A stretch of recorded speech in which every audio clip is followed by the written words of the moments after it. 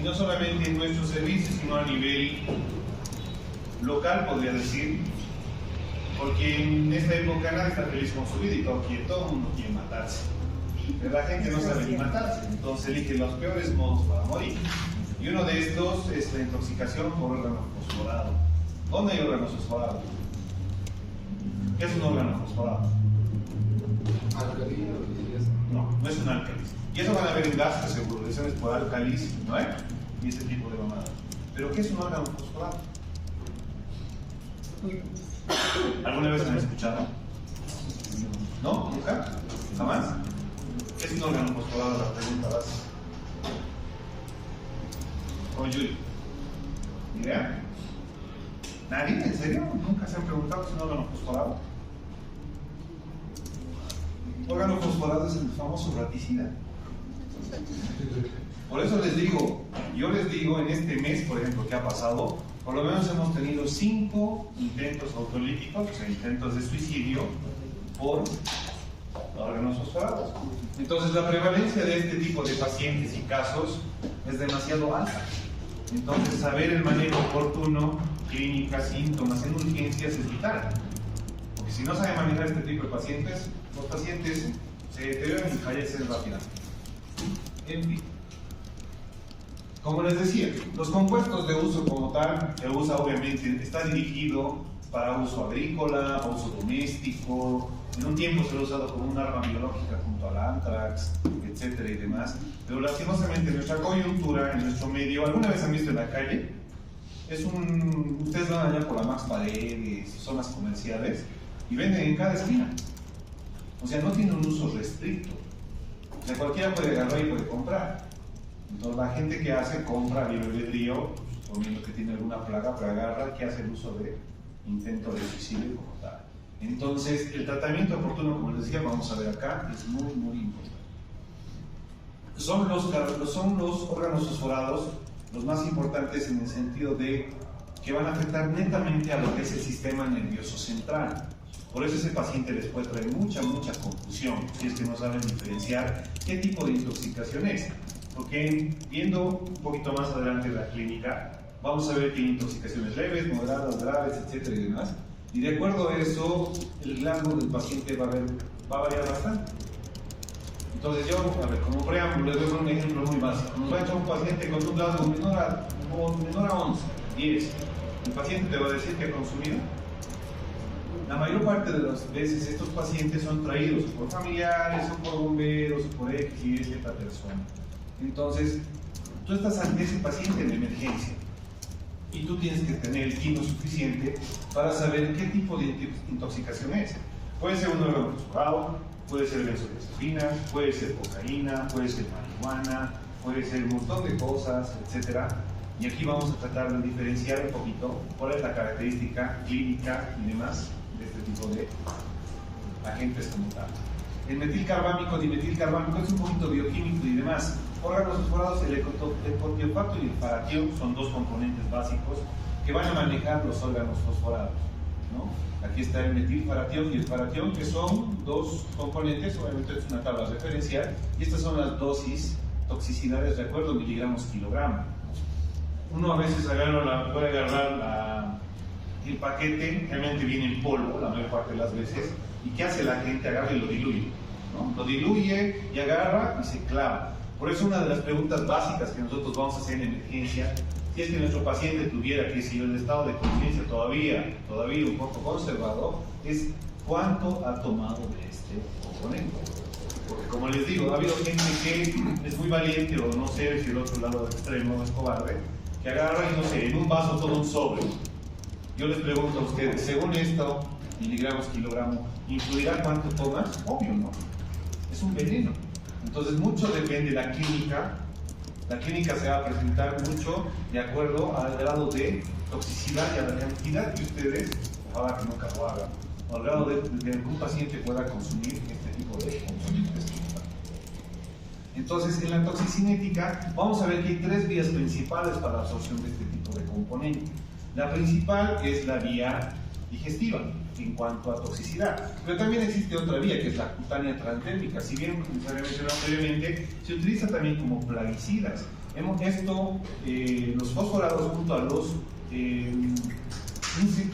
insecticidas y ese tipo de componentes, por ejemplo en el campo, en la parte agrícola, causa hasta el 1 a 5% de intoxicaciones en los agrícolas, por ejemplo, las personas que tienen contacto como tal. Ustedes se ponen alguna crema, alcohol y demás, ¿qué pasa con la piel? Realmente se absorbe. Entonces, este tipo de componentes también tiene esa característica de que puede ser absorbida por vía cutánea o transdermal. También puede ser absorbida diseminada en nuestro cuerpo mediante la vía inhalatoria o inhalada como tal. Durante la formulación, mezcla o aplicación, como bien les decía, este componente la mayor parte de las veces viene en un polvo, en el cual, yo abro el polvo y al mezclar en una jarra, en un vaso, ¿no? El polvo puedes tú absorberlo y causa una intoxicación. Ahora, obviamente, dentro de estas tres, la que más nos va a afectar va a ser la vía oral, por el grado de absorción que tiene en nuestro cuerpo. Y como ven ustedes acá, dice la vía oral, es la ingesta voluntaria, accidental, no sé, muy accidental tendría que ser, o en algún alimento excesivo expuesto al tóxico. Parece chiste, pero es anécdota que algún paciente, me acuerdo, que una mamá estaba con una plaga de roedores y lo ha puesto, no sé, en la fruta, en el pan, y el hijo ha llegado en la tarde-noche y se ha clavado una manzana y no sé qué, y se ha intoxicado, ¿no? Entonces era como que la mamá lo he matado a mi hijo, etcétera, y demás. Que está netamente accidental, obviamente, ¿no? Entonces es muy importante. Y la voluntaria que en nuestro medio, les vuelvo a repetir, la tasa de suicidios en nuestro medio es altísima. Y por este medio, de cada 10 pacientes que quieren matarse, por lo menos 5 son por órganos fosforados. Netamente un recordatorio de fisiología, que ustedes deben dominar la fisiología. Como les decía, afecta netamente al sistema nervioso central, donde aquí en lo que es la unidad sináptica como tal. Aquí tenemos nuestra, ¿qué es esto? ¿Qué es esto? ¿No? Nuestra pre y postsinapsis como tal, esta es la hendidura sináptica. Entonces, ¿cuál es el mecanismo de acción de este órgano fosforado, de este veneno? Es atacar netamente a un compuesto, que es la acetilcolina. Entonces va a antagonizar esta situación, ¿no? Y va a afectar a la enzima como tal, la acetilcolina esterasa, degradándola y va a evitar que haya un impulso, ¿no?, normal entre lo que es presináptico y postsináptico. Ustedes saben que en la presináptica existen este tipo de elementos que son las vacuolas. Y en estas vacuolas está todo lo que es la acetilcolina o los neurotransmisores. Entonces este veneno, este órgano fosforado, va a atacar directamente a este nivel. Como indica ahí, ¿no?, va a inhibir la unión como tal.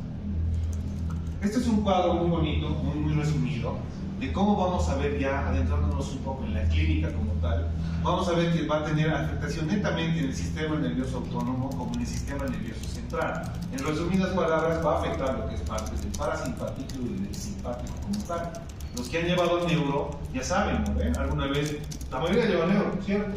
Saben de lo que estoy hablando en cuanto a lesión de motoneurona superior, lesión de motoneurona inferior. Más o menos va dirigido a eso, más unos síntomas añadidos que vamos a ver enseguida.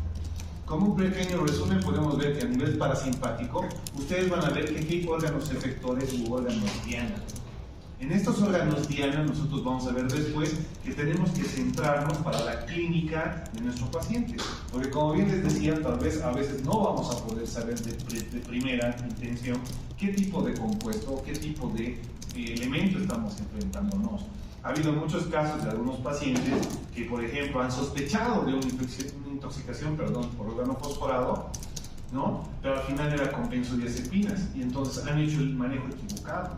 Entonces ustedes creen que tengan un buen resultado, el resultado ha sido catastrófico. Entonces por eso trato de hacer énfasis en esto y creo que no es un tema burdo ni un tema para pasar por alto. Entonces más o menos ahorita vamos a ver en resumidas, y lo principal que vamos a ver son ojos, pupilas, frecuencia cardíaca, glándulas exócrinas, músculo liso gastrointestinal y músculo liso pulmonar. Al detallar la clínica me van a entender por qué estos componentes van a hacer efecto en el tipo de órganos diana como tal. Lo que les decía, hablando un poquito 10 centavos de la epidemiología como tal, les decía que constituye el mayor número de muertes por intoxicación, no solamente a nivel Bolivia, sino a nivel mundial. 3 millones de intoxicaciones, 300.000 muertes. ¿Les parece poco? Es altísimo, ¿no?, en tasas de letalidad, de morbimortalidad por un elemento. Entonces, Como les digo, los que consumen este tipo de elementos y lo hacen bien, obviamente tienen un deceso rápido. Pero los que no lo hacen bien y toman cantidades indeterminadas que les va a provocar más molestias y más daño colateral, por así decirlo, sufren bastante a nivel sistémico. Y eso vamos a ver poco a poco. Creo que es más fácil tirarse de un puente. Perdón el ejemplo. Entonces, como les decía, epidemiológicamente, accidentes laborales está vinculado a accidentes domésticos y vinculado a uso intencional como tal.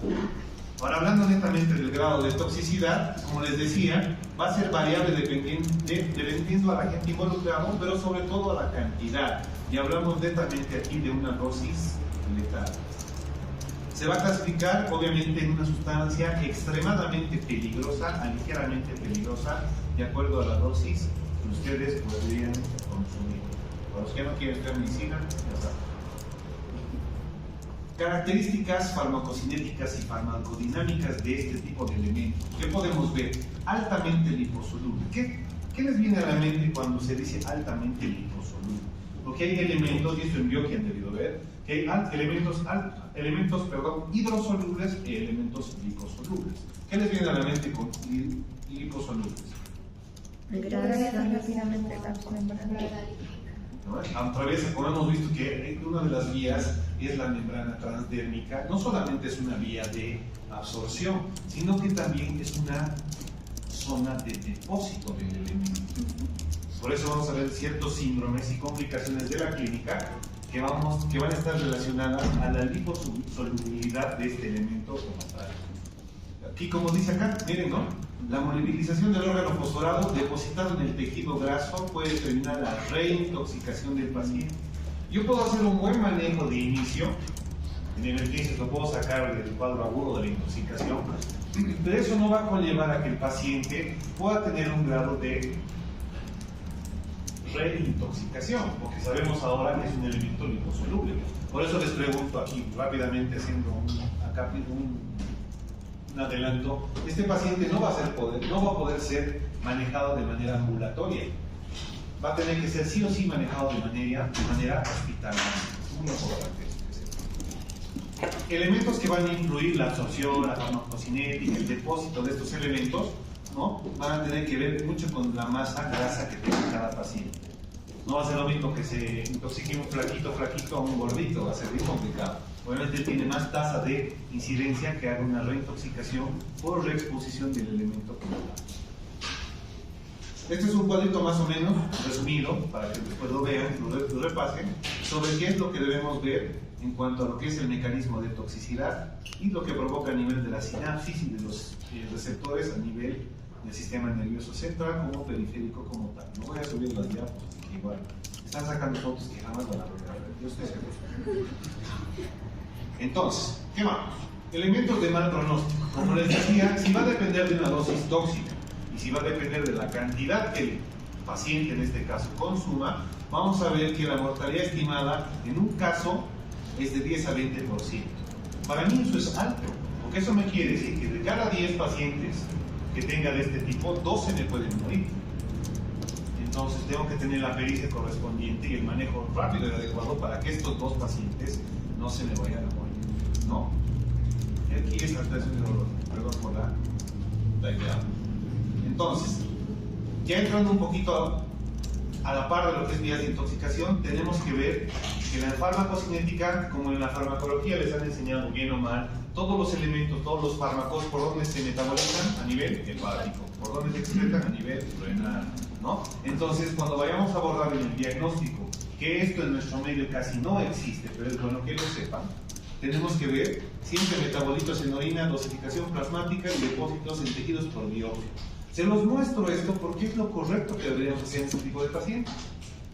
Lastimosamente a nivel Bolivia, a nivel La Paz, el INLASA, por ejemplo, que es el laboratorio más grande a nivel de nuestro departamento, no hace ninguno de este tipo de elementos. Creo que alguna vez han hecho dosificación plasmática, pero eso era pues muy esporádicamente. Pero si nosotros queremos ser certeros en el diagnóstico, obviamente deberíamos hacer esto. Orina, ¿por qué? Porque el metabolito se va a excretar de esa manera. Plasmática es como hacerte una alcoholemia. ¿no? O sea, vas a tener una dosificación plasmática. Y depósitos, si sabemos que es liposoluble y está en el tejido, biopsiar y evidenciar por patología, igual sería óptimo, pero les vuelvo a repetir, esto es mero conocimiento para ustedes, porque al final ninguno de estos se puede realizar. Ahora, los síntomas locales pueden evidenciarse inmediatamente mientras que los sistémicos presentan cierta latencia. Esto es muy cierto. Si uno va, por ejemplo, a hacer, si intenta tomar, o toma, etcétera, la cantidad indeterminada y demás, los primeros síntomas van a ser gastrointestinales y van a ser inmediatos. El paciente va a presentar náuseas, vómitos, malestar, dolor abdominal, y los síntomas neurológicos van a ser posteriores a eso se refiere con cierta latencia como tal, ¿no? Como les decía, y esta misma latencia va a estar obviamente relacionada estrechamente con el grado de exposición y la vía que ya les he mencionado como tal, y nos va a dar subsecuentemente la severidad de la clínica. Ahora, para resumir, ya acabando lo que es vías de intoxicación y demás, nunca se olviden, ¿no? Cuidado en el examen, los esté engañando como siempre. Inhalatoria digestiva y cutánea, no cuidado que les pongan a rectal o algo así, le claven rectal, no sé. Yo no quiero pensar por demás. La vía inhalatoria, esto es de acuerdo al tiempo de efecto del órgano fosforado como tal. Con una vía inhalatoria, 5 minutos después de la exposición. Una vía digestiva a la hora a 12 horas. Si bien presenta a la hora los síntomas neurológicos como tal, les decía previamente, los síntomas gastrointestinales van a estar más precoces como tal. Pero aquí un dato diferencial es que igual tiene un tiempo prolongado casi de 12 horas. Y la vía cutánea 24-96 horas, porque es una vía más lenta de absorción, pero no obstante no deja de ser de riesgo si es que hay una exposición, por ejemplo, crónica o prolongada de algún tipo de estos pacientes. Ya nos vamos adentrando a lo principal que nosotros debemos de ver, la clínica. Como bien les había dicho, ¿no? Afecta directamente al sistema nervioso central, etcétera, y obviamente directamente a lo que es la acetilcolina, en nuestras terminales nerviosas, en el sistema nervioso central. Van a haber dos tipos de receptores que jamás tienen que olvidarnos, que son los nicotínicos y los muscarínicos. ¿Por qué? Porque va a haber síntomas nicotínicos y síntomas muscarínicos en este tipo de pacientes como tal. Los receptores nicotínicos van a darnos signos y síntomas derivados de la estimulación del sistema nervioso simpático y parasimpático, y los muscarínicos netamente derivados de la estimulación parasimpática en ciertos órganos efectores, los cuales se los hemos al principio, ¿no? Pupilas, músculo, glándulas, etcétera, etcétera. Los receptores muscarínicos y nicotínicos van a ver que están estrechamente relacionados también con el tiempo de síntomas que van a ir apareciendo en este paciente. Ahorita me voy a explicar por qué. Aquí tenemos los síntomas muscarínicos o efectos muscarínicos en un paciente. Entonces, si a ustedes les ingresa un paciente con Glasgow bajo, inconsciente, la familia no sabe qué ha consumido, los paramédicos no tienen idea de lo que ha pasado y lo han encontrado inconsciente y demás, nosotros tenemos que tratar de evidenciar todo este tipo de clínica en nuestros pacientes. ¿Qué pasa a nivel de los ojos? Lo principal va a ser las pupilas que tenemos que nosotros valorar e evidenciar. Va a haber una diplopía o una dificultad para la acomodación de los objetos, ¿no? El paciente ve doble. Epífora, ¿qué es la epífora? Lagrimeo, ¿no ves? Lagrimeo como tal. Hiperémia conjuntival, hay una inyección, las escleras están hiperémicas, están inyectadas, así como cuando te fumas marihuana, igualito. Miosis, ¿qué es la miosis? Contracción de la pupila como tal, ¿cierto? Y visión borrosa, obviamente, que va de la mano de la dificultad de la acomodación en cuanto a la vista se refiere. Entonces, obviamente, si un paciente está inconsciente, valorar este tipo de cosas, ¿cuál será la más fácil? ¿Valorar la epífora? Sí. ¿La hiperémia conjuntival? Sí. Y la miosis, lo más principal. Pero si es un paciente que tiene una intoxicación leve, digamos, el paciente te va a decir, o sea, te está vomitando encima, pero te va a decir, doctor, veo borroso, ¿no ves? Está muy borroso, etcétera, etcétera. Va a ver borroso, o sea, no va a ver bien, ve mal, está mal acomodado por efecto muscarínico como tal. ¿Qué pasa a nivel de las membranas y de las mucosas? Hay rinorrea. ¿Por qué habla de rinorrea? Pregunto yo.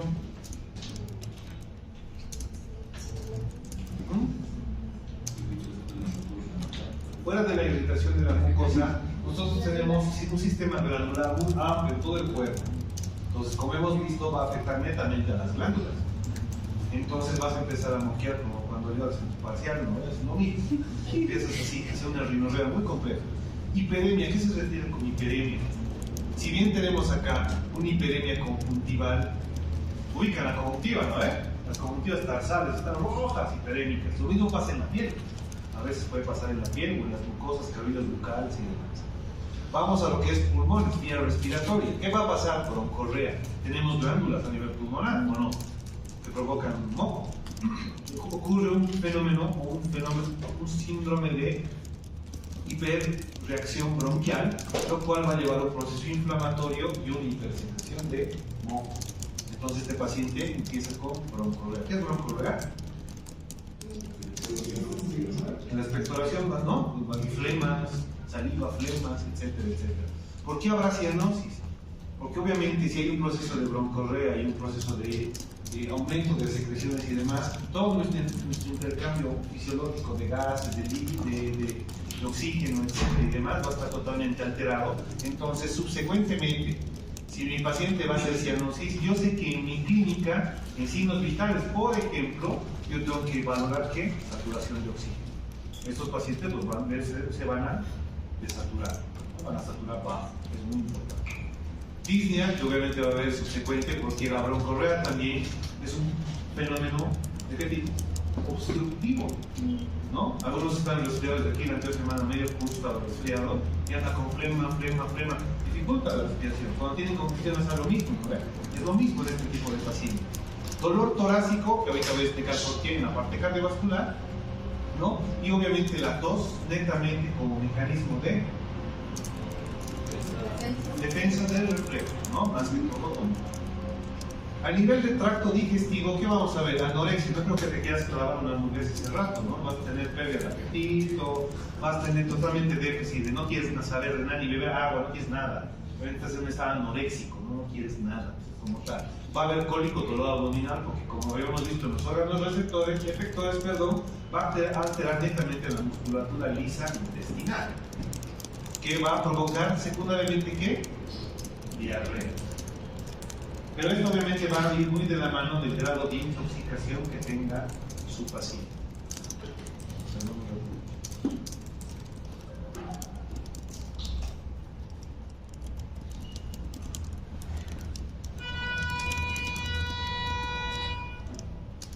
¿Qué tipo de epitelio tiene el intestino delgado?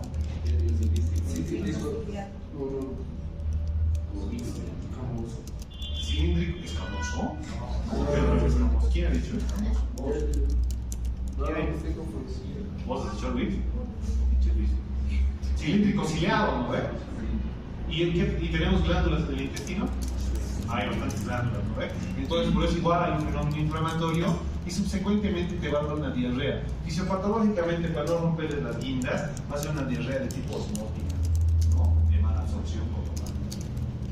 También va a presentar, obviamente, náuseas, vómitos, y esto es importante. Esto es un dato muy importante que a mí a veces me diferencia de una benzodiazepina a un órgano fosforado, que es la cialorrea. ¿Qué es la cialorrea, niños? Salivación, ¿no? La salivación excesiva como tal. Y el tenesmo. A nivel cardiovascular, ¿qué vamos a tener? Bloqueo cardíaco, suena un poco severo, pero bloqueo cardíaco ¿de qué tipo? Como afecta a nivel parasimpático, secundariamente hay un bloqueo conductual, de conducción. Entonces este paciente te va a hacer bradicardia. Va a entrar el paciente y está con 30, 40 frecuencia cardíaca. Es otro dato que ustedes tienen que llamar mucho la atención, diferenciado, por ejemplo, a un paciente con benzo. Ese paciente puede estar con una frecuencia normal cardíaca o puede estar taquicárdico. Los pacientes que se meten de todo, drogas por ejemplo, siempre están taquicárdicos en vez de bradicárdicos. ¿Ubican? Entonces, igual es otro dato junto a la cialorrea, les va a dar ese puntito clínico, así, este campeón se ha clavado el anticipo. ¿No? En la vejiga, puede haber disuria o micción involuntaria. Esta micción involuntaria va subsecuentemente de lo que es la vejiga neurogénica. Porque si está afectando netamente el sistema nervioso central, este paciente te va a relajar, se relaja esfínter. Pero esto también va de la mano del grado de intoxicación. Un intoxicado leve no te va a dar relajación de esfínter, muy rara vez. Pero ahora, si ingresa un paciente inconsciente, relajado esfínter anal y vesical, asústense porque es una intoxicación grave y esto se está yendo a más allá. Entonces, mucho ojo con lo que es vejiga, lo que es diarrea y orina como tal. En la piel, diaforesis. Importante, paciente diaforémico, sudoroso, hiperémico, bradicárdico. Entonces son cosas que a ustedes no se les puede olvidar. Y como habíamos dicho que afecta a nivel glandular, que vamos a ver hipersecreción de todas las glándulas, salivales, incluso pancreáticas, gástricas, por eso hay dolor, por eso hay diarrea, por eso etcétera, etcétera, etcétera. Y obviamente la sudoración como tal. Estos son los síntomas muscarínicos que generalmente se evidencian generalmente en una primera etapa o en una etapa aguda o en una intoxicación aguda más que todo. Son los primeros síntomas que ustedes van a poder evidenciar y ustedes tienen que tener aquí en la mente. Les apuesto por mi vida que algún día a uno de ustedes les va a tocar este tipo de pacientes. Sí o sí, o de internos o de médicos o lo que ustedes quieran, les va a tocar este tipo de pacientes. Ahora, hablando de lo que es efectos nicotínicos. Obviamente van a ir directamente a las sinapsis ganglionares y aquí hay síntomas ya que son un poco secundarios, pero no dejan de ser importantes. Pueden ser síntomas primarios, al igual que los muscarínicos, o sea, pueden aparecer de la mano de los muscarínicos, depende de la intoxicación, o estos a veces se presentan generalmente después de un tiempo prolongado, de una reexposición, o en un tiempo latente, al día siguiente, 2 días después, pero a veces, como les digo, en algunos casos sí se va de la mano de los muscarínicos. Cefalea, hipertensión pasajera, mareos, palidez. A nivel de músculo esquelético, calambres, ¿no? El paciente empieza a encogerse, el paciente empieza con dolor, parestesis en miembros inferiores, debilidad generalizada, incluyendo músculos respiratorios. Esto es complicado, en una intoxicación severa, ustedes saben que la musculatura respiratoria está basada en el diafragma, que puede ser un dato de ¿qué? ¿Qué pasa en el músculo? Por impulso nervioso puede hacer una parálisis por vía central, pero también subsecuentemente, si este paciente posteriormente hace disnea, ¿qué hará el paciente disneico? Paralelamente el paciente disneico hace taquipnea. Y la taquipnea provoca cansancio de los músculos respiratorios, va a empezar a usar los músculos accesorios y el paciente posterior puede entrar en parálisis, en parada respiratoria. En un caso de intoxicación severa, pues es muy complicado.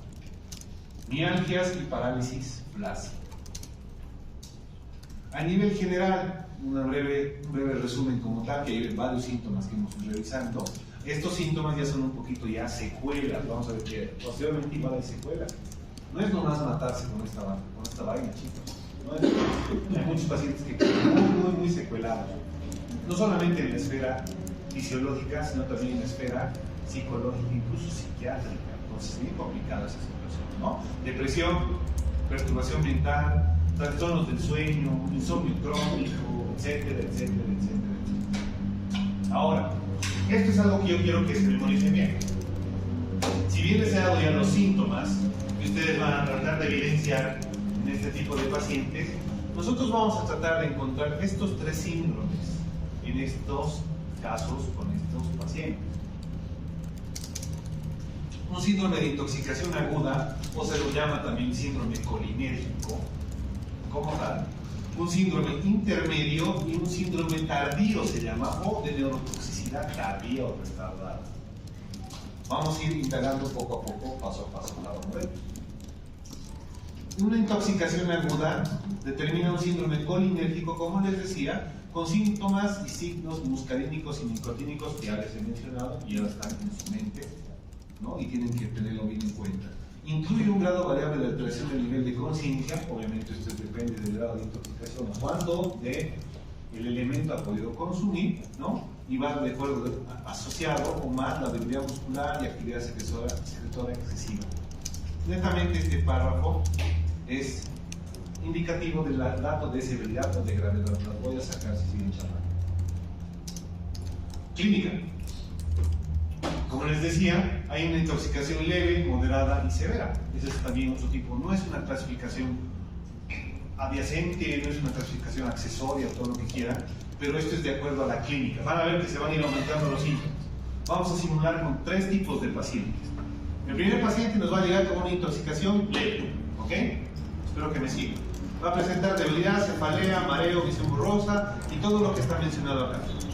Es un paciente que está bien cantadito, ¿no? Tiene cialorrea, tiene pífora, presenta vómitos, hay miosis, ¿no? Y aquí faltaría tal vez la bradicardia, pero, ¿no? Es un paciente leve, que está consciente. Neurológicamente el paciente todavía puede estar despierto, activo, algo reactivo, pero sobre todo va a estar irritable, poco colaborador.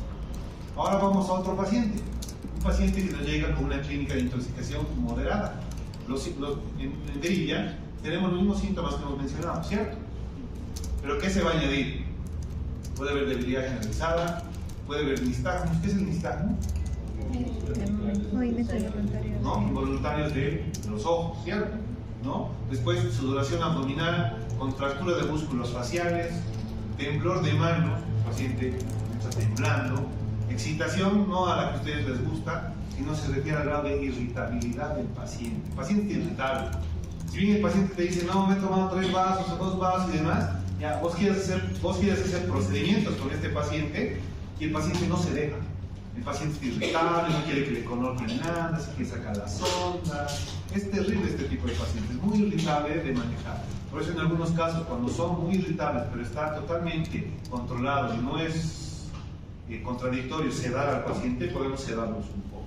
En algunos de los casos, no en todos, pero en algunos casos. Trastornos de la marcha, sensación de dificultad respiratoria, cianosis secundaria a la dificultad de la disnea y los estertores crepitantes. ¿Por qué habla estertores crepitantes? No es una neumonía. Por la secreción. Por el aumento de las secreciones, ¿no? Y en algunos de estos casos hemos visto pacientes, como uno de los primeros síntomas es náusea y vómito, muchos de estos pacientes con grado de inconsciencia, ¿qué hacen? Se broncoaspiran. Entonces provocan un síndrome de... ¿Se llama un síndrome?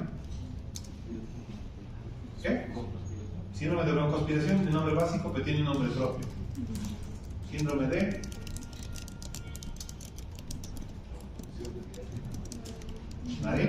¿Nadie es? Que me responda a ver si gané ese punto de examen. ¿Nadie? Síndrome de Mendelssohn.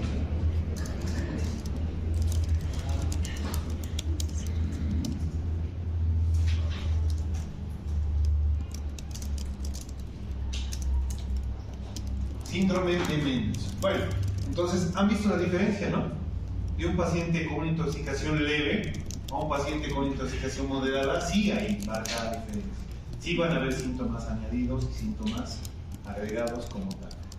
Ahora vamos a hablar de una intoxicación severa. Pueden estar todos estos síntomas, estos más estos, y adyacentes o además puede haber convulsiones generalizadas, trastornos psicóticos, ataques de psicosis, nos ha tocado una vez una niña así, una cianosis intensa en las mucosas, pero obviamente esto es progresivo, la hipersecrición bronquial se va a aumentar si no hacemos un tratamiento oportuno. Aquí viene con lo que les decía previamente, la incontinencia de esfínteres. Si el paciente ya presenta relajación de ambos esfínteres, es una intoxicación severa. Eso que les quede bien grabado. El paciente puede llegar a coma y a la muerte. Así de fácil. Les digo, es un tema muy subestimado en muchos sentidos. Es un tema que, por ejemplo, yo, gracias a Dios, lo he añadido a la currícula nacional del Unifran. Más bien, ¿no? Porque les estaban queriendo enseñar un montón de idioteces los médicos. Entonces, más bien lo hemos añadido varios temas. Entonces, uno de estos es importante. ¿Por qué? Porque es de nuestro medio común. Ahora, hay una mnemotecnia, obviamente esto es para que se acuerden, esto lo quiero que lo repasen después, obviamente está en inglés. Es el Dumbes y las 3 Bs. Las 3 Bs es más facilito. Bradicardia, broncoespasmo, broncorrea. Bradicardia, obviamente, broncoespasmo por la hipersecreción bronquial, estertores y disnea, cianosis, y la broncorrea, la evidencia de la expectoración como tal. Y obviamente estos otros dos son mnemotécnicos en inglés que obviamente pueden hacer igual énfasis en la clínica que ustedes van a llegar a encontrar. Ahora hablemos de lo que es el síndrome intermedio. Importante este síndrome intermedio porque va a aparecer de cada 10 pacientes, de 1 a 4 pacientes van a presentar este síndrome intermedio. Habíamos dicho al principio que va de acuerdo a la liposolubilidad, al depósito en los tejidos grasos, etcétera, etcétera, etcétera. Entonces, este síndrome es bien frecuente en ese tipo de casos. cuando hay pacientes que tienen grados de reintoxicación en este tipo de elementos.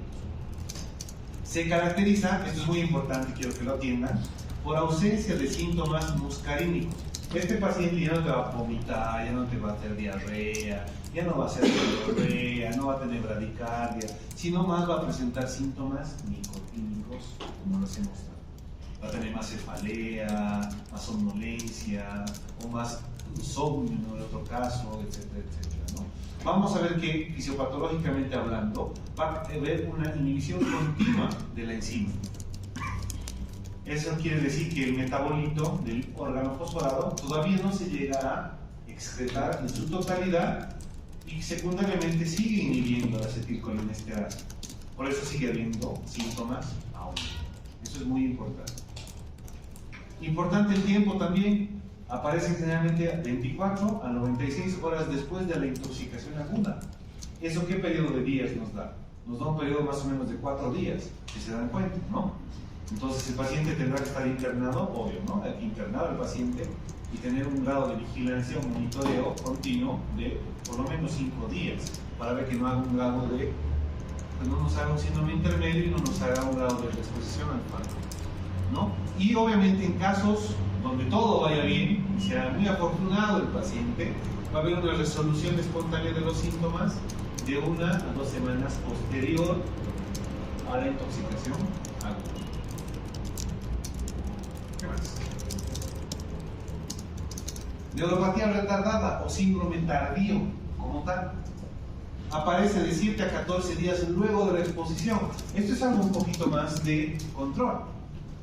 Les hago el énfasis, no era así, lo hemos internado doctor el paciente, todo bien y demás, ha estado 5 días, no presentó ninguna clínica, no presentó nada, y ¿qué ha pasado después? Lo damos de alta.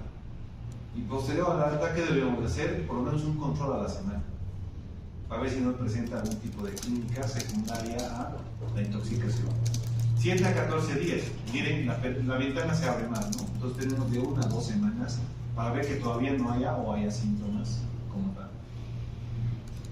Se va a producir todavía por la inhibición de la esterasa, ¿no?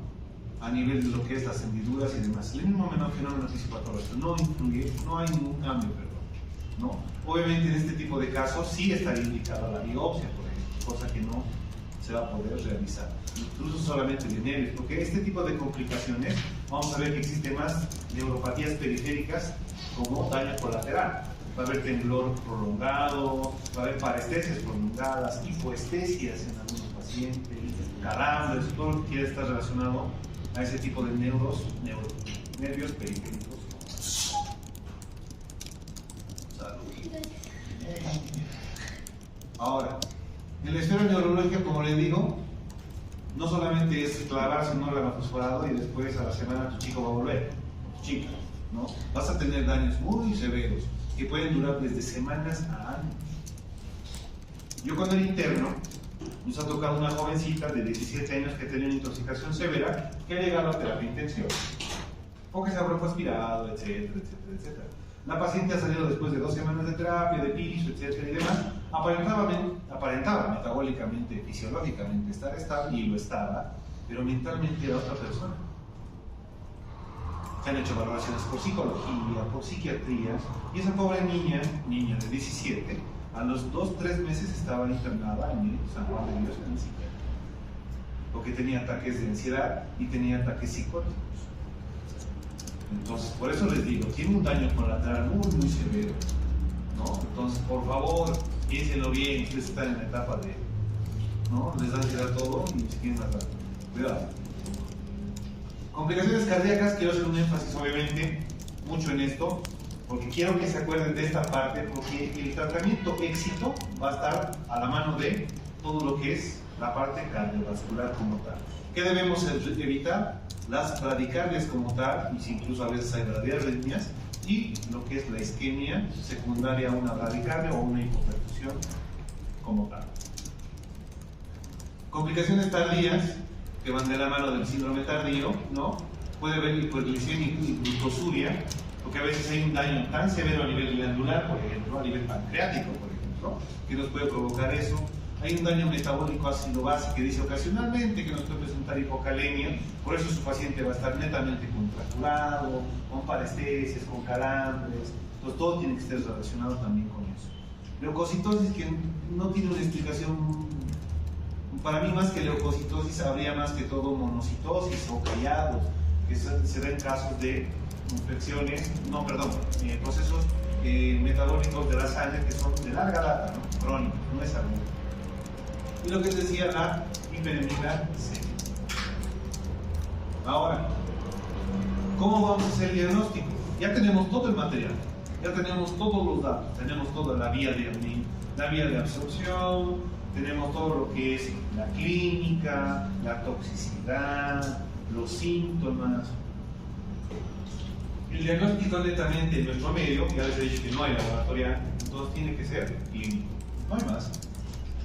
Pero clínico compatible, más el historial de la exposición tóxico y sospecha de olor característico. ¿Por qué creen que le he puesto olor característico? ¿Ustedes creen que tienen un olor característico estos pacientes? ¿Huelen a rata?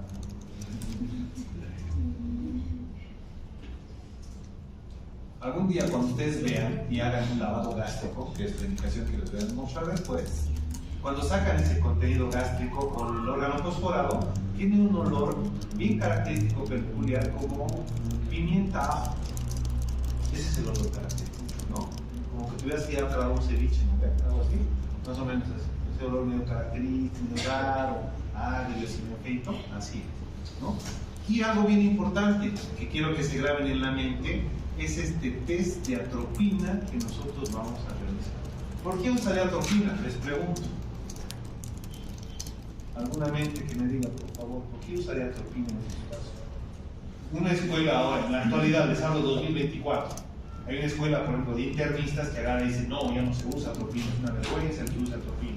Y otra escuela de internistas dice, sí, se sigue utilizando atropina, es lo apropiado usar atropina. Eso es riesgo de evidencia. Tengo artículos que dicen que sí, tengo artículos que dicen que no. Entonces, basado en la evidencia, yo sí uso atropina. ¿Pero por qué atropina? ¿Qué es la atropina, chicos? Porque bloquea la absorción de algunas glándulas. De hecho, es, si no estoy mal, antagonista de los muscarínicos. Exacto, parte de eso, ¿no? Es un antagonista. Y este desgraciado, esta desgraciada, va a ir a pelear directamente con el órgano fosforado para que no se cargue a la enzima. Entonces va a tratar de hacer eso, va a tratar de antagonizar. Obviamente no es el antídoto. Vamos a ver después, les voy a mostrar cuál es el antídoto. En nuestro medio recién está apareciendo, pero sería útil usarlo. Acá se desarrolla con test de atropina positivo, les voy a mostrar a posterior. Y van a ver que es bien facilito acordarse. El diagnóstico, como les decía, ¿no? Tenemos que ver niveles y demás, que al momento, como preámbulo, les he dicho que no hay, pero lo típico va a ser la atropina en cuanto a el test de atropinización. ¿Qué es el test de atropinización básicamente? Si nosotros tenemos un paciente con síntomas muscarínicos, ¿no ve?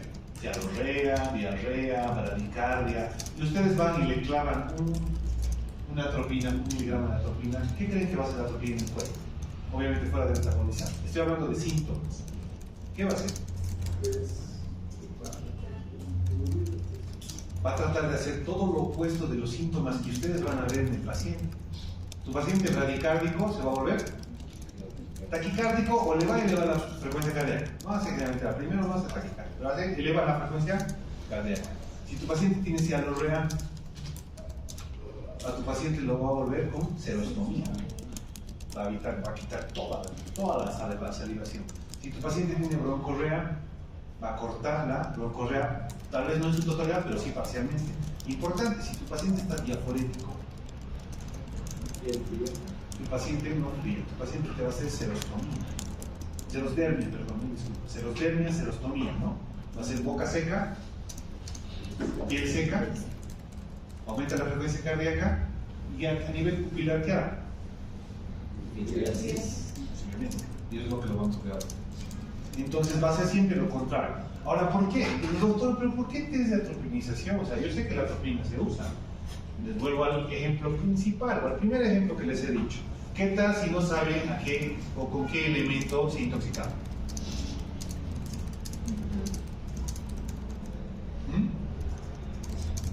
Obviamente voy a hacer el test de la atropina. 2 pacientes tengo. Simulemos que tengo 2 pacientes. tengo un paciente que está intoxicado por órgano fosforado. Yo le voy a poner 1 miligramo de atropina, y ese miligramo de atropina le va a hacer como que cosquillas, ¿no? No le va a quitar hacia lo real, va a seguir hacia lo reico, porque yo he llegado a utilizar en un paciente 18 hasta 25 ampollas de atropina, en un test de intoxicación severa, joder. En casos leves utilizamos 4, 5, 6, dependiendo. Pero el punto, quiero que me entiendan bien, y esto por favor escúchenme atentamente.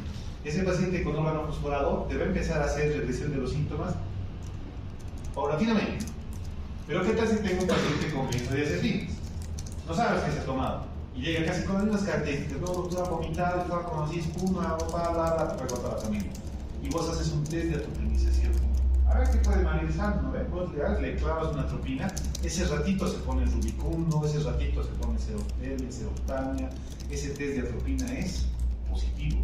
¿Y eso qué quiere decir? Que no es órgano fosforado. No es órgano fosforado. Entonces, eso les va a dar otro tipo de manejo. ¿Me dejo entender? Mentalícense eso, por favor. Entonces, el test de la atropinización es muy importante. No quiere decir que al paciente con raticida le pones una atropina y voilà, o sea, digamos, ya hemos salvado el día. No. Ese paciente va a ir remitiendo los síntomas, pero progresivamente. Ese paciente yo le voy a poner una atropina al fosforado y a los 5 o 6 minutos otra vez me hace radical. Entonces tengo que ponerle otra dosis de. En la indicación, por ejemplo, está atropina cada 5 minutos. O si la frecuencia cardíaca está menor a 60, cuando ya está un poquito más estable. Entonces, por favor, no se olviden del test de atropinización. Después de ayudar, riesgo-beneficio, a diferenciar si es un órgano fosforado o si es otro tipo de compuesto, elemento o demás. ¿Quedó claro? ¿En qué dosis se da la atropina? 1 miligramo, una ampolla. ¿Es suficiente? Ahorita yo te pongo 1 miligramo a vos y vas a empezar, ¿no?, a taquicardizar, vas a empezar a sentir rubicundez, calor local, etcétera, etcétera. Basta 1 miligramo. Y eso le va a pasar a tu paciente que no esté intoxicado con órgano fosforado. De bolo, ¿no? ¿Qué? En bolo. A la de Dios. Una pregunta. O sea, es positivo cuando no es órgano fosforado. Es positivo cuando no es órgano fosforado. Estoy diciendo bien claro. Vean el examen, ¿no? Vean la intención y después sí, fosforado. ¿Sí? ¿En serio? ¿Dónde? Mostrar. No. Después vas a mostrar, si no te voy a castigar. Entonces, no se olviden, test de atropinización, por favor, ¿ya? Obviamente, durante, mediante y posterior a este manejo de este paciente, tenemos que hacer obviamente estudios laboratoriales. Ya les he dicho que esta actividad no podemos medirla porque no hay los medios como tal, pero si hacemos una buena clínica, un buen manejo, porque van a ver ahorita que no solamente es clavar la atropina, tiene otro tipo de manejo adyacente, porque no solamente está afectado por la neurológica, sino la gastrointestinal, sino la cardíaca, la respiratoria, etcétera, etcétera, etcétera, como tal. En los laboratorios, obviamente, esto es para que hagan una revisión básica. Esto es netamente de la colinesterasa, quiero que lo lean después, que ahorita no tiene mucha relevancia, pero es importante para su conocimiento, ¿no? Aquí dice que deberíamos medir la colinesterasa eritrocitaria, cosa que no tiene. Lo que les decía, ¿ves? Test de atropinización para recordatorio, rubicundez facial, taquicardia, sequedad bucal y midriasis. Si tu paciente tiene eso, listo, hasta ahí nomás, no más atropina. La atropina va a ir bajando su efecto, pero ya vas a tener que hacer otro manejo. ¿Qué tal si es benzodiazepina? ¿Qué antídoto le van a dar?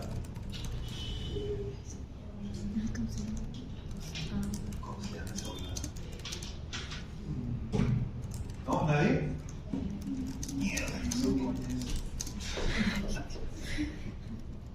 Lumacenil se usa para ese tipo de casos. Ahora, si bien el paciente ha entrado con una alteración sistémica de todo tipo, vamos a ver que este paciente va a tener, como les había mencionado, un montón de síntomas. Y yo como médicos estoy tratando de que ustedes no sean tratadores de síntomas, sino tratadores de patologías, ¿no? Entonces, este paciente va a presentar todo este tipo de afecciones. Tengo que hacer por lo menos un manejo 10 centavos cercano a aminorar sus molestias, ¿no? ¿Usaré analgésicos en este paciente?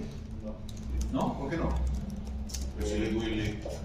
Pero si ha tomado, ha podido ser una espondilitis tóxica, vamos a empeorar. ¿Qué le vas a clonar tu paracetamol de 1 gramo? ¿Viola?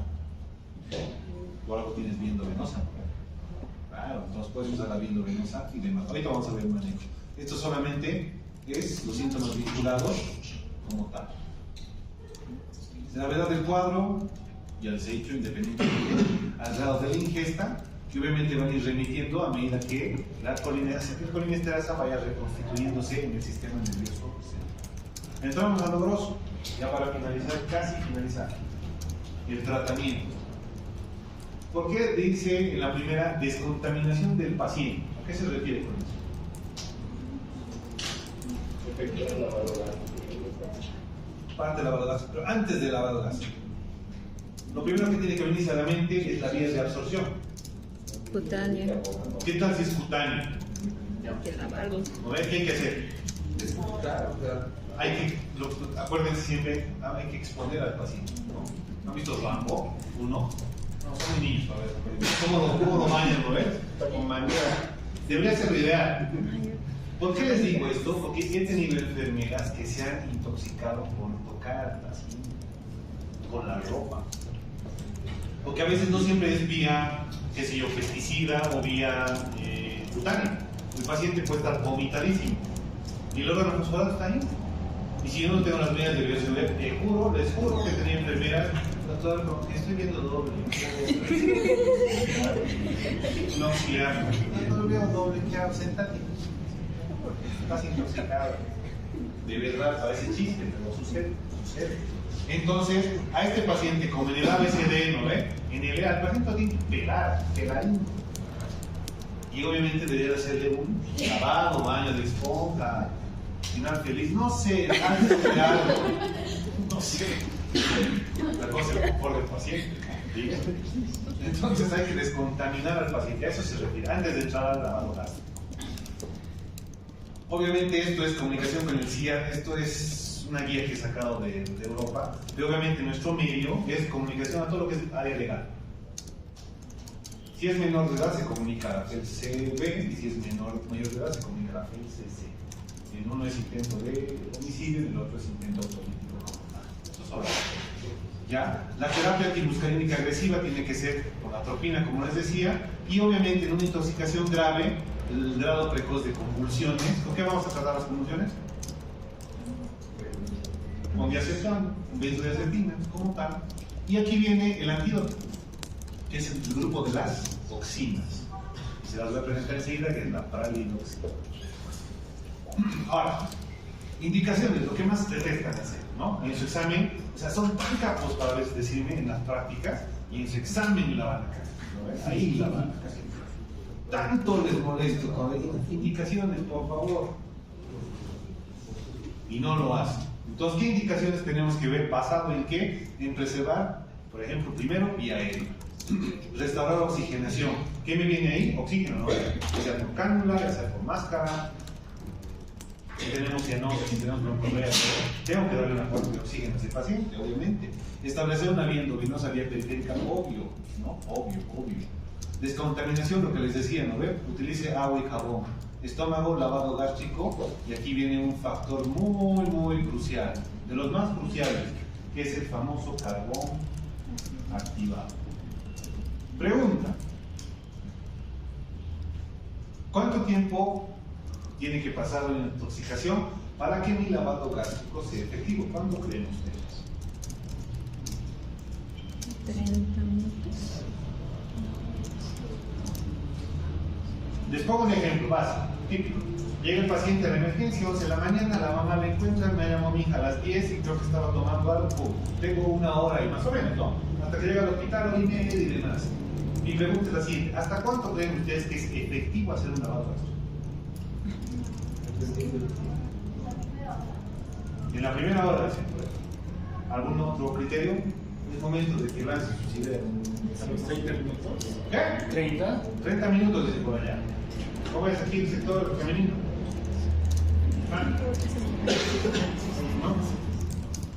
¿No? Una hora hablando. Estar. No creo que al menos se intoxique al lado, digamos. ¿Cómo es? ¿Alguna idea?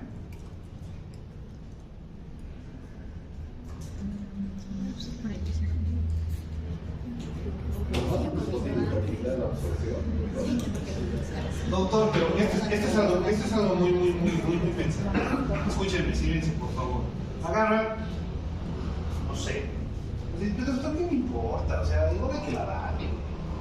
Lavaremos nomás para practicar con un son. A veces escuchaba eso, te juro que escucho eso. Pero ustedes si van a la vía oral, digamos, ustedes ven el grado de absorción, decía de 1 a 12 horas. El tiempo será vital, para nosotros sí es vital, por todo lo que conlleva la química y demás. Se dice que un lavado gástrico es efectivo hasta las 3 horas. Exagerado, muy exagerado. Pasadas las 3 horas, ese órgano fosforado ya está en el intestino, ya está en el más allá, ya. Pero obviamente, tal vez puedo hacer un lavado gástrico, simular un lavado gástrico, pero ahí voy a abordar más que todo el carbón activado. ¿Por qué carbón activado? Ubican el carbón activado, ¿una vez? ¿Sí? ¿Qué demonios es el carbón activado?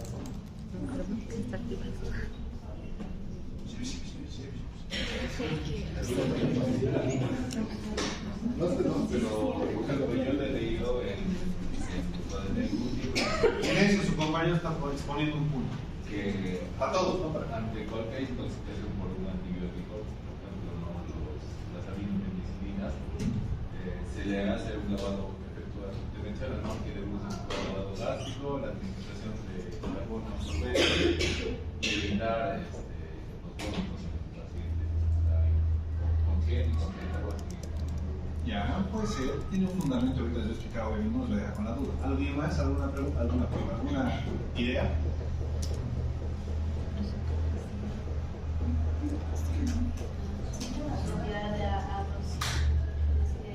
¿De qué?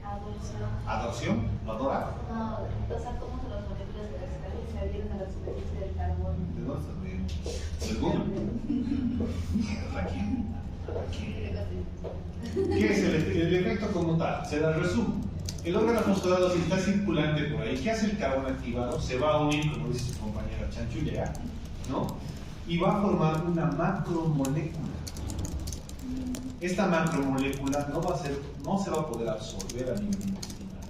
Entonces, por ende, esa macromolécula se va a eliminar. Entonces, ese es el fundamento también del carbón activado.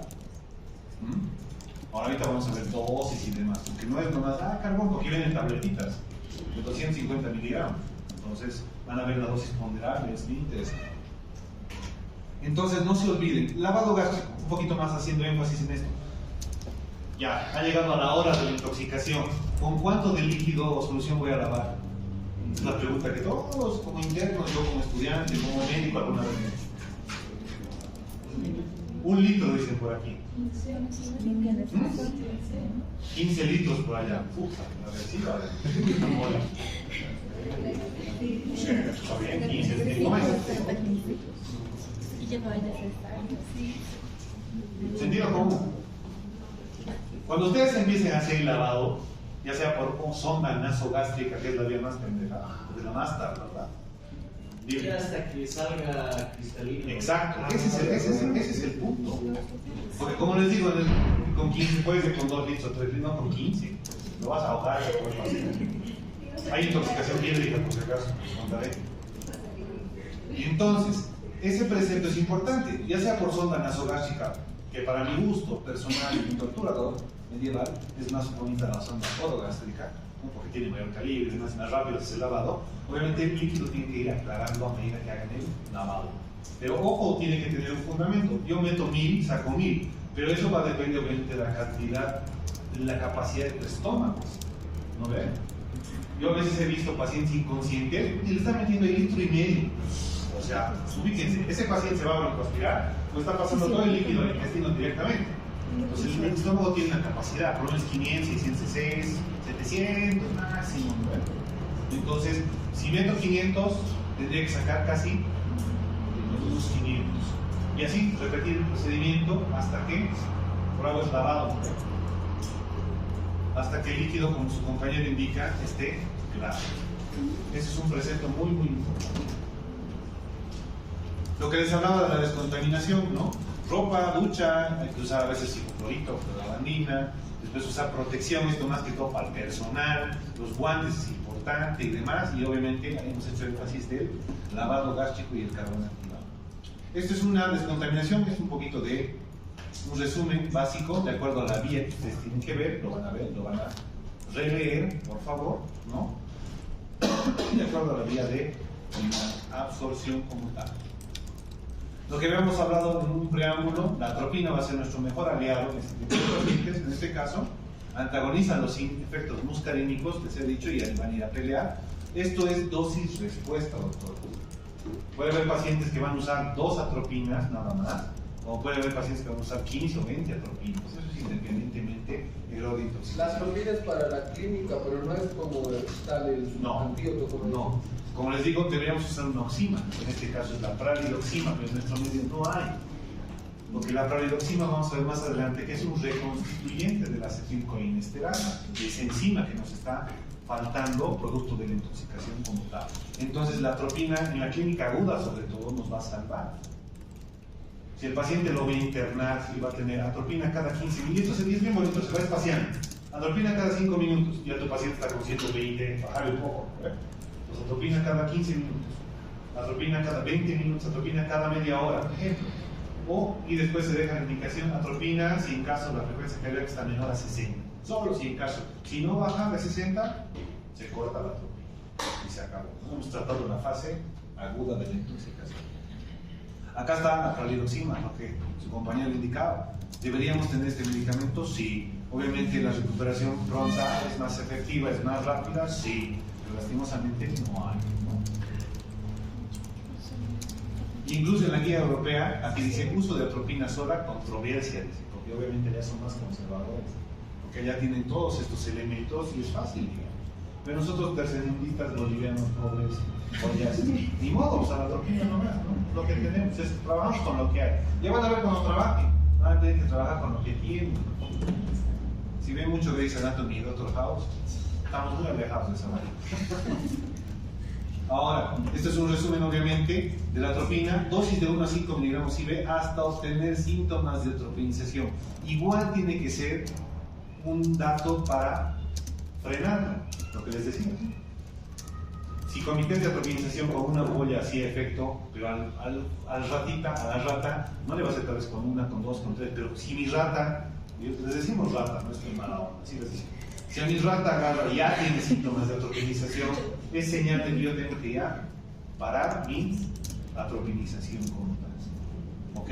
Y obviamente hay que vigilar siempre los síntomas de reaparición e intoxicación, ¿no? Ustedes pueden llegar a cortar la atropina, pero a la hora, 2 horas, 3 horas, puede volver a presentar clínica el paciente, tendré que volver a iniciar el esquema, puedo volver a utilizar esquema. Esto solamente es para que lo puedan leer y para su conocimiento acerca del antídoto como tal,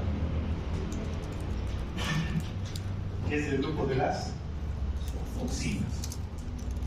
Y aquí hay algo muy importante, ¿no? Su administración debe ir siempre acompañada del uso de atropina. Nosotros no nos jugamos albergas y siempre solamente usamos la atropina sola. No contamos en nuestro medio con estos fármacos, ¿no? Bien marcado, ¿no? ¿Qué podemos hacer por ahí? Esta es la dosis que deberíamos usar si tuviéramos el fármaco en nuestro medio, en nuestras manos, de 1 a 2 gramos IV inicial, y después hay dosis de mantenimiento y demás, ¿no? Como dato referencial para ustedes. O sea, no tenemos ni una oxima.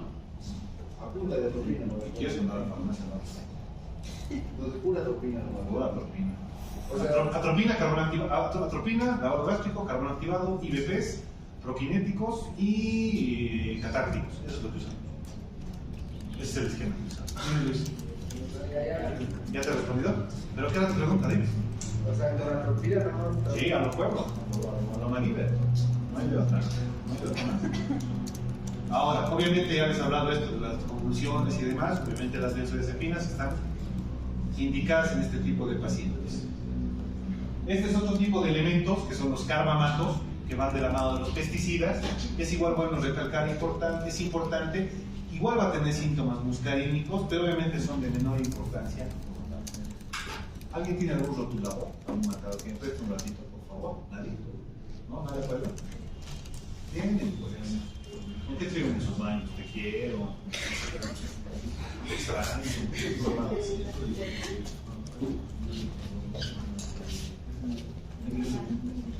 ¿No? ¿Nada? ¿No? ¿Nadie? ¿Nadie? Bueno, datos referenciales. Si bien tenemos un elemento, y esto es lo último, chicos, atiendan por favor, después están, ay, ¿qué tenía que indicar? ¿Cómo era?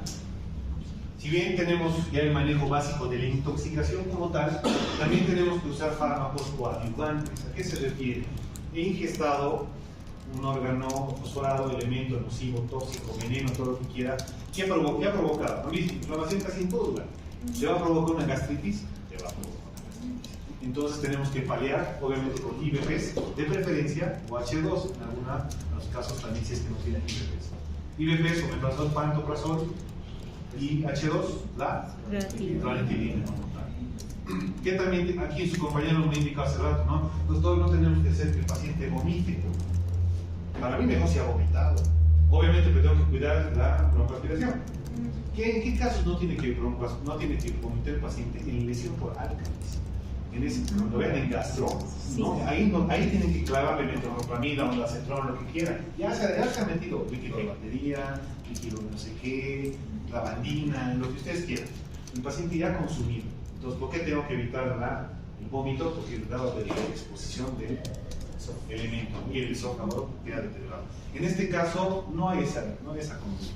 Por eso sondear, incluso nosotros al sondear al paciente, está sondeando al paciente, ¡wow! Ya está vomitando. Lo único que tenemos que tener cuidado es que el paciente esté en folder, sentado y demás, para que no se broncoaspire. Bien importante. ¿Por qué uso catárticos? Y generalmente en este tipo de pacientes usamos hidróxido de aluminio.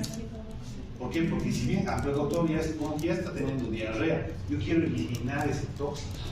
Vale, nada, no voy a hacer, no puedo decir la vulgaridad que iba a decir, pero bueno, lo voy a hacer defecar, ¿no?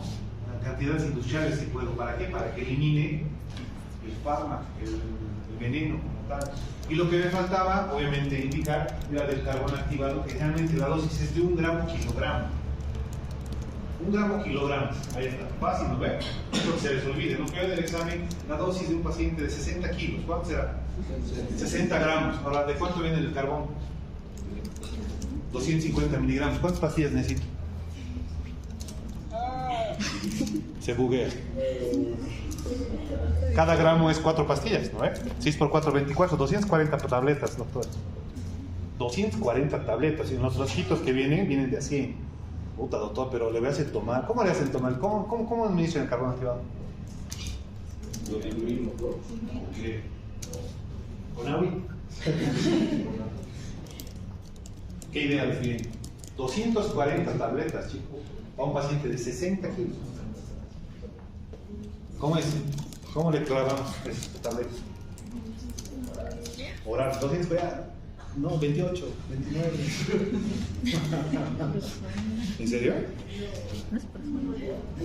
La zona misma ahí. Pues aquí viene el mortero de la abuela, ¿no? Hay que moler todas las tabletas. Se muele, se diluye con solución fisiológica y por sonda nasogástrica. Para los que querían hacerme morfar una pregunta. Vos seguro. Entonces, quiero que quede este tema como un preámbulo. Los que no han venido se jodieron. Yo voy a poner casos clínicos de esto bastante. Se conocen 1 o 2 en el examen, no sé. Y el manejo tiene que ser tal cual. No es regla mía, es regla literaria. Y yo no he escrito, así es el manejo, así lo hacemos. Y lo vamos a seguir haciendo hasta que tengamos los antídotos y demás. Y ese es un problema grande que tenemos en nuestro medio, ahora universitario. Clase faltada es clase que tienes una laguna mental. Así que, bueno, por más de que suba las tiempos, no es lo mismo. No es lo mismo que te expliquen o ese tipo de carbón, no sé, en fin. ¿Alguna pregunta, duda, chiste, comentario? Doctor, y que digamos, ¿qué chiste de médico? ¿Qué? ¿Ustedes determinamos ¿Sí, qué? Sí, en el caso de que pues, el test de atropina es positivo, ¿qué hacemos? No, o sea, si es positivo, tienes que pensar las otras variantes. ¿Qué es lo más común en nuestro medio? Ensarbiclavar, diazepam, es casi el mismo manejo. Buen ejemplo, test de atropina positivo. ¿Le haces lavado gástrico? Hazle lavado gástrico, hazle. Alguna huevada va a salir en el lavado gástrico, que más o menos, obviamente no te va a salir así la tableta, pero hazle lavado gástrico. Y ahí tienes que monitorizar a tu paciente, es indicación clara. Y vas a ver si tiene alguna alteración, frecuencia respiratoria, cardíaca, cómo está su saturación, cómo está su presión. Porque estos pacientes a veces tienen una presión, hipertensión transitoria, ¿no? El paciente le pones atropina, empieza a taquicardizar tanto que el paciente, ¿de qué se va a quejar? ¿De qué cree? Dolor torácico, mi pecho, se me revienta mi corazón, ya cállate, ¿no ves? ¿Para qué te intoxicas? De verdad, entonces, pero ¿qué tal? Bueno, pero en las benzodiazepinas a veces hacen más depresión respiratoria y a veces hipotensan secundariamente o a veces están normotensos, pero te hacen más depresión respiratoria. En este caso, la depresión respiratoria no es netamente origen respiratorio como tal, es secundaria, ya hemos visto, obstructivo, secreciones, broncoaspiración, etcétera, etcétera, etcétera. Por eso la clínica, por eso indagar los datos es muy, muy importante. Y la pericia clínica es importante. Si tienes suerte, vas a tener a alguien con el paciente que te va a decir, doctor, se ha clavado 40 clonazepams. Ah, ya, fácil, ¿no? Le voy a hacer el lavado, le voy a hacer líquidos, le voy a poner IPPs, bla, bla, bla, y voy a tratar de conseguir plumacenil. Aquí en nuestro medio más bien ya hay. ¿No? Agarro plumacenil y ya está. Como diagnóstico diferencial, ¿qué se maneja con esto? Podemos usar síndromes neurogénicos como ¿qué? A ver, síndrome colinérgico, intoxicación. Uno que manejamos en la emergencia en todos los hospitales, cuando no sabemos, por ejemplo, intoxicación por sustancia desconocida. Se maneja ese diagnóstico. ¿Con qué diagnóstico diferencial secundario? A veces lo confundimos con pacientes epilépticos, pacientes convulsivos, estatus convulsivos, estados hospitales. Porque a veces el paciente, cuando te ingresa con una intoxicación severa, te va a llegar así, Glasgow de 9, 10, si el paciente está así. Y vos dices, ¿qué va a pasar con el paciente? Estás sospechando vos de algo aquí, estás sospechando de un TEC, estás sospechando un ABC, obviamente tiene que ir de acuerdo a un inventario. ¿No? Yo tenía un colega que me ha pasado la guardia una vez, hace años atrás, me dice, tengo una ABC en la cama 3, le digo, ¿cuántos años tiene la abuelita? No, tiene 19, yo. A menos que tenga una neurisma, ¿no? O sea, fumó y demás, y creo que se había metido marihuana y no sé qué, y lo he dicho por eso. La clínica neurológica les va a confundir en algunas cosas. Siempre tengo que descartar un metabólico, como hemos visto en las hipoglicemias, por ejemplo, ¿no? Que es parte de los temas que vienen, urgencias metabólicas, lo que es endocrinológicas, hipoglicemia y hiperglicemia. Vamos a ver que ahí la clínica es bien traicionera. Entra paciente inconsciente y vos puedes decir, se ha pequeado, es un ABC, es un infarto, es esto, y a veces es metabólico, a veces es la glicemia, o a veces es una intoxicación común y vulgar. Doctor, otra duda más que tenía respecto a los cardíacos. Había bloqueos, ¿verdad? En este caso, si es que el paciente ya es inconsciente, no responde, hacemos desfibrilación, RCP, algo. El paciente generalmente te va a hacer una bradicardia o una bradiarritmia. Tienes que irte a los preceptos de qué ritmo vas a desfibrilar. Desfibrilar es una bradiarritmia. Entonces hay que hacer las condiciones. ¿No ves? Doctor, disculpe, ¿cuál es la dosis de plumacenil? El plumacenil generalmente va de 10 a 15 miligramos kilogramos, ¿no? Pero obviamente eso es en benzodiazepinas, que no se entiende. Doctor, órganos también involucra la marihuana. No. Órganos sustrados, en el primer cuadrito les he mostrado el cotefato, paratión, metilparatión, son los venenos de las ratas, algunos insecticidas, netamente eso. Ya, por ejemplo, los usos de agrícolas, ¿no ves? Los que van en el campo y demás, esos ya son pesticidas, tienen otros componentes. Esos tienen clorofluorocarbonos, tienen otro tipo de elementos que a veces dan otro tipo de químicos. En el caso de que su servicio, si llega un paciente inconsciente con un Glasgow bajo, o sea, con un Glasgow bajo, primeramente siempre se maneja lo metabólico, ¿no? Luego de ir a... Claro que sí. Nosotros lo mandamos al área de choque. Lo primero que hacemos, lo más básico, monitorización, laboratorios de emergencia, ¿no? Lo básico y lo metabólico. Es un ratito una glicemia capilar. Por ejemplo, les pongo un ejemplo, ¿no? Ahí veo, doctor, está en 180 por otro, no es hipoglicemia. Entonces ya tengo que ir pensando y saltándome. Ahí inconscientemente se dan cuenta, ahí hago ya mis diferenciales. No es metabólico, chao. Si ya está con cialorrey y demás, parece que ha tomado atropina, le meteré, ya está como con 45. Debe ser atropina, pum, listo. No, le pones atropina, 140, puta, nos hemos pasado, no, ya no es fosforado, no. Otra cosita, pero la lavaremos, tan. Siempre tienen que mantener, por eso los molesto mucho con diferenciales. No es porque es mi gusto, es mi ganas de molestar. Mientras más diagnósticos diferenciales ustedes conozcan, más patologías van a saber, más manejos van a saber, van a dominar mejor. Es mucho mejor. ¿Se dan cuenta? Como su compañero decía, doctor, pero si está en ingreso y demás, ¿será neurológico? ¿No será neurológico? Puede ser todo, o puede ser nada. ¿Se dan cuenta? ¿Algo más? Doc, una pregunta. Dijo que la atropina hay que ponerla en bolo. Después debemos esperar un periodo de tiempo para administrar el otro bolo, ¿es seguido? Generalmente la indicación en la literatura nos indicaba que se puede dar de cada 2 a 5 minutos, pero esto es casi basado en la respuesta. Si tu paciente va a estar monitorizado, simulemos que tu paciente tiene 40 de frecuencia cardíaca, le pones su atropina, va a subir 50, 52, 55, 60 y pum, empieza a clavarse. 50, 48, 40, ¿qué vas a hacer? Ah, no, nos falta, son 3 minutos todavía, falta, no, vas a ponerle la atropina. Entonces, por eso les digo, es que generalmente es dosis respuesta hasta ver síntomas inhibidos muscarínicos, ¿no? Hasta ver la rubicundez, hasta ver la midriasis, hasta ver la serostomía, la serosdermia, hasta ver un poquito, no te voy a decir tienes que taquicardizarlo al paciente, sí, no, pero sí tienes que mantenerlo con una frecuencia cardíaca aceptable, ¿ok? ¿Algo más? Está muy participativo, soy bien. O sea, entonces, si yo viene un paciente, un marihuana, digo, Un marihuana. y está ya así, no responde inconsciente. Está en su viaje ancestral. Solamente hacemos entonces lavado gástrico. Ahí es diferente. Si se dan cuenta, una intoxicación por marihuana, igual, ¿ustedes creen que influye la vía de administración? Re influye. No es lo mismo trabajar con faso que trabajar con brownie feliz. ¿No? ¿Alguna vez he comido por accidente? No, es bien complicado. ¿No? Es jodido. Te eleva y después te clava así como si estuviera terminando tu chica. Estás así como perseguidora. Pero si es por vía digestiva, también no estaría nada loco hacer un lavado. Puedes hacer un lavado. Puedes.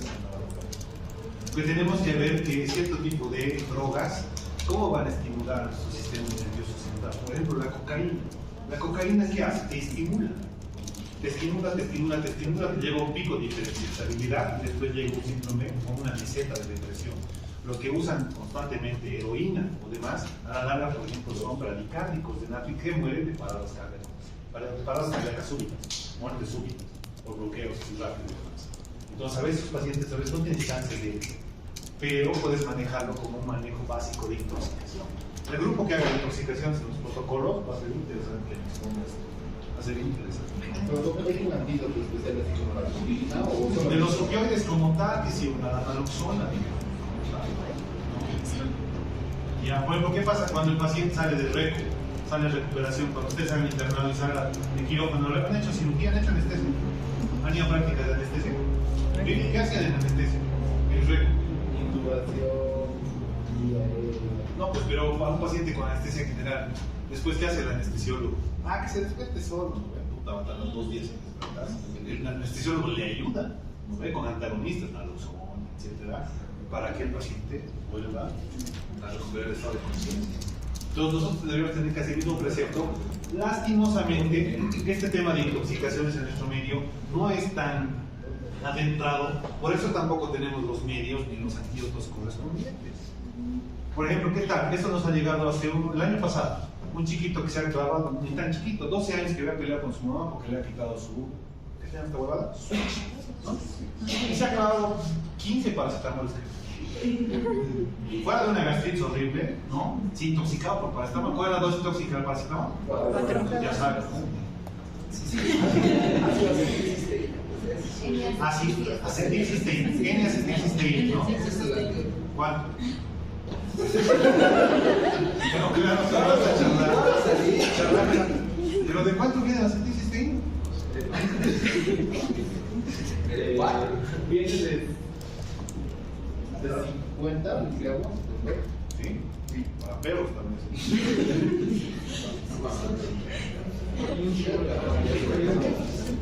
En ampollas viene de 300 miligramos y en viola viene de 200 y 600 miligramos. Por favor, lean fármaco. ¿En qué semestre están? ¿Noveno? Sí. Tienen un semestre para leer fármaco. ¿Por qué no leen un fármaco por día? Uno por día. No les pido que lean diaria, un fármaco por día.